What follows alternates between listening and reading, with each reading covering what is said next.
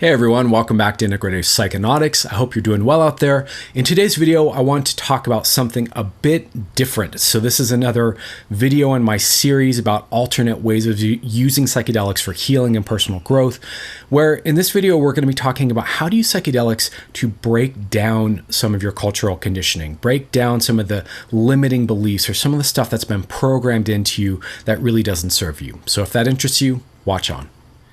Okay, so this video is kind of the next in my who knows how many videos long series on ideas and approaches to working with psychedelics for healing, for personal growth, for personal transformation that are perhaps slightly divergent from the standard kind of narrative or structure that we start to understand about kind of prep, session, integration, and kind of the standard psychedelic therapy model as we're starting to learn exists, right?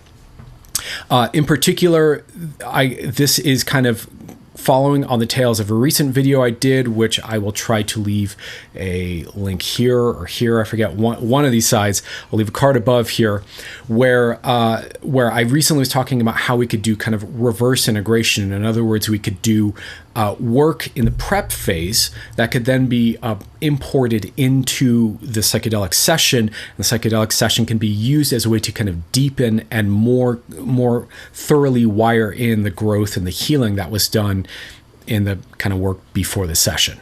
So today I want to talk about kind of an inverse of that, or a different form of how we could approach it, which is using psychedelics to undo our conditioning. So let me take a moment and just talk about conditioning and kind of illustrate what I mean here. And I'll talk about my own experience about this a little bit and how I see this also being a really important, under-discussed, highly relevant piece of healing with psychedelics.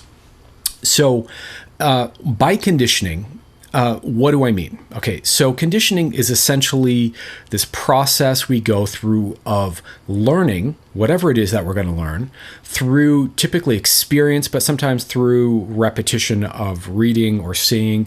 But it's usually some sort of repetitive experience, that we have over and over and over that takes a piece of information or learning from external, and kind of something we have to think about explicitly to something that becomes much more internalized and automatic, right? So you can think about so much of the skills you have that you do automatically, whether that is getting up in the morning and having a glass of water, whether that's driving, whether that's walking, tying your shoes, whether that's your automatic responses to certain situations in your life. All of this is conditioned in. These are things you don't have to think about any longer. Your nervous system just knows how to do these things, how to respond in these ways. And conditioning can be really useful. I mean, this gets deep into the animal brain, and this kind of gets deep into old school psychology like behavioralism, right? Behaviorism, Skinner's work. And this has kind of been dismissed in the psychedelic therapy landscape. This is something that's often really not looked at or talked about anymore, the role of conditioning in our experience. But if you really stop and look at it, so much of our identity, of the belief systems we have, of the patterns of emotions that we cycle through, of the loops of behavior, the habits that we form, so much of our reactions to certain situations in life, much of our identity and our personality and our persona is conditioned in.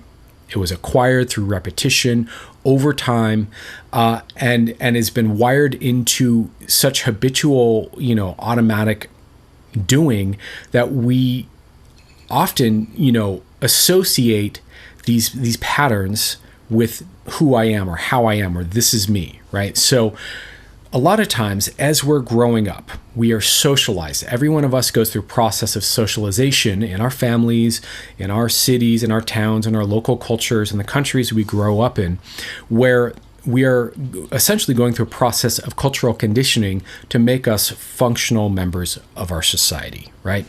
But the problem here is that along the way, a lot of times what gets conditioned into us are things that maybe we don't agree with, maybe things we don't like, maybe ways we don't want to feel, maybe views we don't want to have anymore, maybe old belief systems that we want to let go of but are still in there running the show inside of us. etc. And so this is a huge part of how we end up having issues, is we go through some sort of set of experiences, and what ends up happening is automatic learning from those experiences, and that turns into conditioning, which becomes part of the programming that our nervous system is running upon. So that's what I mean when I say conditioning. I'm talking about cultural conditioning, personal conditioning, broad kind of, things like watching news on TV every night. Like, that's a form of conditioning, right? Like, et cetera, et cetera. But also things that might be a little more specific to you or to your family situation. Now, what happens when our programming doesn't work for us? What happens when our programming keeps us stuck in a loop that we know better, we've intellectually, cognitively understood isn't healthy, isn't right, isn't the way I want to be anymore, doesn't match the rest of my identity or my value system, but yet it's still there, right? What do we do in this case? And how can we use psychedelics in relationship to that? Here's my experience of that. I think a lot of times, if you're new to psychedelics and you're starting to just take them a bit, more than once or twice, but you really start to get into a groove with using psychedelics beyond that very initial novelty of what is this feeling, what is going on, how do I adapt to being in this altered state. Once you kind of get past that, one of the next things that typically happens for people is this process of becoming aware, becoming self-aware of all the feelings, of all the thoughts, of all the beliefs, all the stuff unconsciously that exists inside of us that we kind of didn't realize was there. And often, depending on your stage of life and if you've done this work already or not, there's often a process of reviewing our programming and the things we've learned in the way that we were raised, and evaluating whether or not we still align with that, whether that matches the kind of experience that we're starting to discover in psychedelics, whether that aligns with how we want to be in the future, this kind of a thing. So very often what I'm saying here is that in a psychedelic experience, if we start to work them as a path over time, we find ourselves naturally kind of gravitating towards a process of becoming self-aware and then reevaluating our conditioning, right? And then from there, it's conscious. It's no longer unconscious, it's conscious, and we start to have choice. Do I agree with my conditioning? Do I disagree with my conditioning? Do I want to let it go? Do I partially agree with it and I kind of want to keep it, but I want to kind of shift my relationship to this piece of my conditioning, right? And this might be anything from, your relationships, your friends and family, how you want to, your romantic relationships, your partnerships, looking at your religious upbringing and whether or not you agree with that or disagree with that, want to keep that, want to don't. If your relationship to your particular religious upbringing might be adapted to make more sense for you. This might, you can look at things like how did, gaming impact you growing up? How did, school impact you growing up? How did the internet condition you and impact you growing up? All this kind of stuff. And we can start to go through a process of deciding what's bullshit for us, or what doesn't fit, or what doesn't work, or what doesn't line up, and choose to let it go, move past it. Now, how do you move past it? How do you let it go? Well, there's a lot of ways you can do this, but I think it really starts to begin when you start to just start to see through the illusion and see the conditioning for what it is and go, do I want to keep this? Is this right? Do I agree with this? And really just getting critical and evaluative about it puts you in a power position to start to let it go. But there are other things you can do. For example, let's say you start to discover, let's say you're conditioned to be mistrustful of strangers, people you don't know, being kind of distant, kind of being, cold and aloof with people, being guarded. And that's kind of your family's culture, let's say, or your nation's culture or something. And then you start to take psychedelics and you start to realize, oh, wait, people are sweet, people are beautiful. I believe in compassion. I believe in kindness. These two ideas may not be compatible for a lot of people, right? And so, one way that you could start to undo this kind of distance and this kind of aloofness and this coldness would be to start to act more on kindness and act more on compassion, right? And that might happen on the psychedelic. That might happen after the psychedelic over the next kind of few days or over the weeks after your psychedelic session. So a lot of it is about undoing through action, relearning through action. Sometimes you have an experience while you're high on psychedelics that is so contrary and contrasting to your programming that it just instantly kind of unwires the programming and proves it not true. For example, you feel really unsafe, really unsafe in your skin and nervous and awkward, and then someone like just treats you super sweet and kind and puts a blanket around you and, affirms you. And it does all the really kind, warm, friendly things that totally invalidates this feeling of not being safe. That can be a powerful moment of unwiring your old conditioning that you're not safe. So there are a lot of different ways this can go. This can be experiential. This could be cognitive, like understanding. This could be emotional, like you have a set of beliefs or values that are kind of, maybe you were conditioned to be kind of pessimistic and nihilistic and, I don't care about anybody. And then you start to realize that life is beautiful and filled with value and filled with possibility and opportunity, and there's an emotional shift that happens to believing in the beauty of life and the possibility of life, right? So this can happen on different levels, but the thing I want to point out here is that this is a whole other way we can start to use psychedelics, is to essentially take the medicine, get into a space of becoming self-aware of what our conditioning is, starting to self-reflect back on that. Do I still agree with that? Do I want to keep that? Do I like that? Does that align with everything else I'm seeing and learning and experiencing?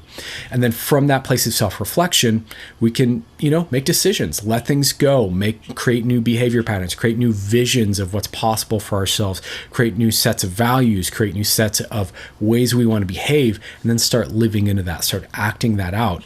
And this would be a very kind of classic personal development approach. I mean, if you went to like a personal development seminar, this is pretty much what would happen. They would, do things to kind of stimulate and bring your attention to all your programming, and then encourage you to step outside of that and have an experience beyond it and invalidate it through lived experience. So this is something that psychedelics can really facilitate. And I think in its own way is very healing and a nice contrast to using psychedelics to program yourself, right? So this is, if psychedelics open up kind of the read-write, input-output of the hard disk of the brain or the nervous system, where we can, we can write new code, it's also possible to delete code that doesn't work for us. And sometimes, let's be honest, sometimes a piece of programming is in there that's really deep, and it might take multiple passes to, rewire something or change something or really, comfortably realign that for yourself. And sometimes, let me be clear, since I'm talking about it, I have your attention here. Sometimes we try to remove a piece of conditioning, but there's something underneath it that's really important. And so our nervous system won't allow us to change it or shift it or delete it because it's clear that's unconsciously serving some purpose in our lives. And this is kind of the situation where if you're like, oh, I want to let go of this piece, but my nervous system won't let it go, that'd be a perfect reason to contact someone like me or, someone else who does transformative work, whether it's a therapist or an NLP practitioner or a what have you, right? So anyways, that's the idea. I hope it makes sense. You can use psychedelics to undo conditioning and to kind of clear the space or let go of kind of the old junk code that might be circulating in your system that was just part of your personal growing up process that we, each of us goes through in our own way. So thanks for watching. I hope this makes sense. I hope this is interesting, thought-provoking. Do me a favor and do the usual, thumbs up, let the algorithm know I'm here so that we get more people in on the conversation. Please do consider subscribing if you're new to the channel, you've never seen me before, you like this kind of content. If any thoughts have arisen for you, you agree, you disagree, you like something I said, you had an aha moment, leave it down below. I'd love to hear. And I think with that being said, we're good for now. Much love to you all. More content on the way soon. Take care.